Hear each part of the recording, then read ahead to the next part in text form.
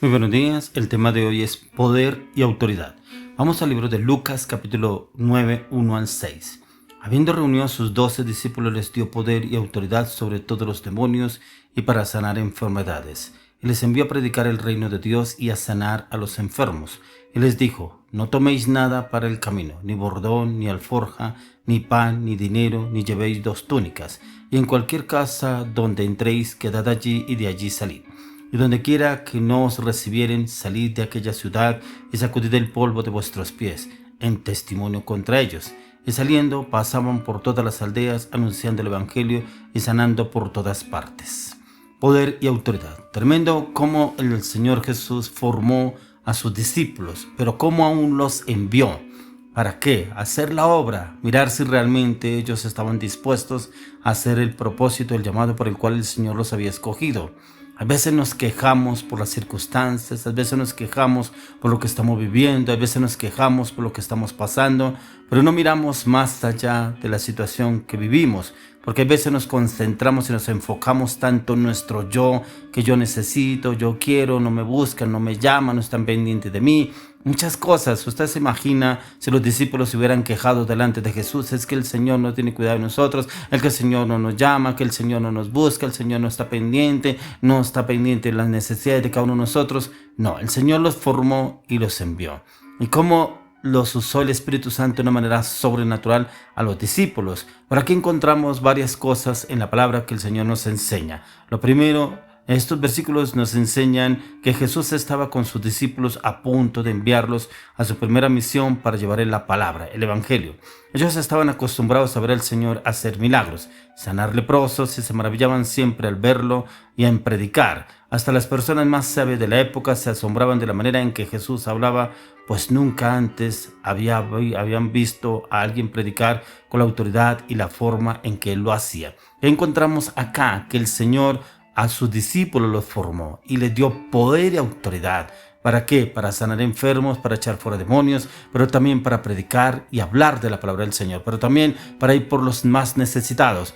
Pero los más necesitados muchas veces son que necesitan una palabra de ánimo, una palabra de restauración, una palabra de cambio, una palabra de transformación en su vida, en sus corazones. Y hay veces nos quedamos estáticos. Yo creo que no estoy preparado, no es el tiempo, no es el momento, me falta más tiempo, me falta. Personas que llevan 5, 7, 10, 15 años conociendo el evangelio, conociendo la palabra de Dios y no se creen aptos para llevar una palabra de Dios. Y hay veces personas que le hablan de Dios, pero le hablan es como a su manera, como un consejo, como algo filosófico, como que Dios quiere algo para usted, como que Dios lo quiere restaurar, pero no le da una palabra que realmente venga directamente del corazón de Dios. Una palabra en la cual nos hable el Señor y los enfoque a la persona. ¿Pero por qué pasa eso? Porque muchas veces no nos enfocamos en la meditación, en estudio y la palabra. Nos enfocamos en escuchar. Ay, es que Dios sana. Ay, es que Dios restaura. Ay, Dios libera. Dios redime. Dios sana. Dios cambia. Dios transforma. Sí, Dios hace todo eso. Pero ¿en dónde está? ¿Dónde está la palabra? ¿Cuál es el texto bíblico?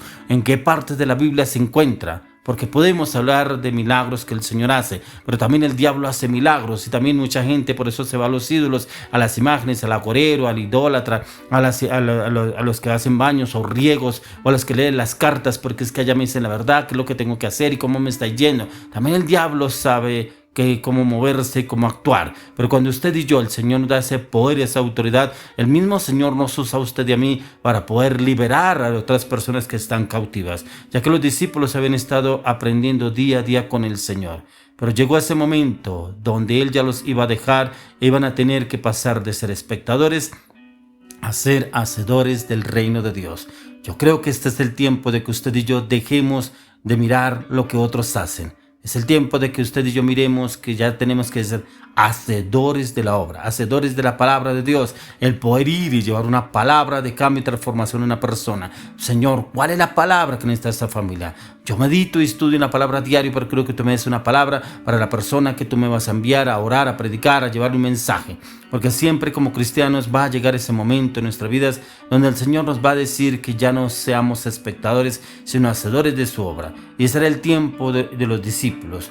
Y es que en este es el tiempo en el que estamos viviendo en nosotros. Ahora, este tiempo de incertidumbre, donde sobreabunda el pecado, familias divididas, donde se encuentra la división, en la fornicación, el adulterio y la inmoralidad sexual. ¿Cuál es la palabra que el Señor tiene para esa persona? Personas que viven en crisis emocionales, personas que viven en crisis matrimoniales, Señor, personas que viven en crisis de familia. ¿Cuál es la palabra que el Señor tiene para esas familias en la cual usted y yo cumplimos un papel muy importante? Ya que sin embargo muchas veces nos acostumbramos a vivir nuestra vida cristiana solamente yendo a la iglesia, que oren por mí, que me pidan, vengo y le pido al pastor, al líder que ore por esta necesidad, por este proyecto, este negocio, este viaje, que ore. Y a veces nos encargamos y nos enfocamos de vivir de oraciones prestadas.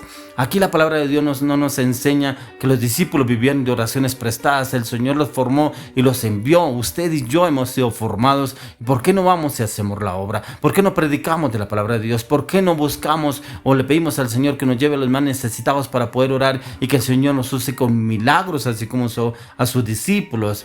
Ya que nosotros debemos entender y comprender que nos encanta, hay veces que nos enseñen y nos gusta vivir sabiendo que el Señor está con nosotros. Sin embargo, va a llegar ese momento donde el Señor nos mueve y nos dice que nos despertemos, porque nos toca ir y llevar el mensaje, llevar la palabra, llevar una oración, llevar un cambio, una transformación a una casa y una familia. Tantas personas que nos rodean y viven tan necesitadas, que muchas veces creemos que les falta dinero, que les falta un trabajo, pero le falta lo más importante, conocer a Jesús. Él es el proveedor, es el sanador, es el redentor, es el libertador, es el salvador personal. Jesucristo, Él provee todo. Si conocen a Jesús, Él les proveerá para todo. Ya que actualmente estamos viviendo tiempos de temor e incertidumbre, de duda, de rechazo, de abandono. No sabemos lo que va a pasar y hay mucha gente que tiene miedo y desesperación, pero tenemos que aprender a confiar que el Señor tiene control de todas las cosas y Él tiene el control de este tiempo y que Él nunca nos va a desamparar. Él por el contrario nos va a apoyar y nos va a guiar y orientar cómo debemos obrar y actuar con determinadas personas, ya que tenemos la certeza de que el Señor nos cuida, que no nos faltará nada, y aunque caminemos, aunque andemos en valles de sombra de muerte, Él mismo nos respaldará y nos cuidará. Todo lo que Jesús dijo se ha cumplido hasta el día de hoy y Él seguirá cumpliendo todo lo que Él nos ha dicho y nos ha prometido, porque Él es el proveedor, es el sanador, es el protector, es el Señor de los milagros.